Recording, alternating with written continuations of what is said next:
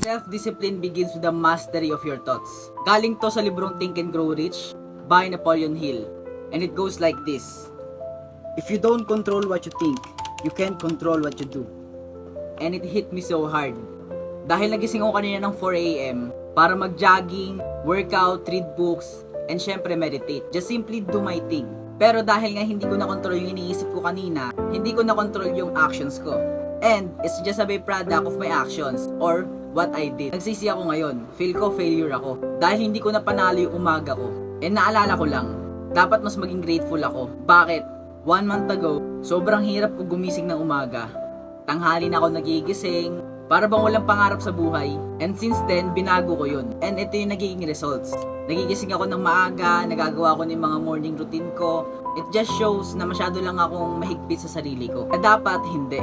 And I will take this as a lesson. Kaya kung natatamaan ka rin, the best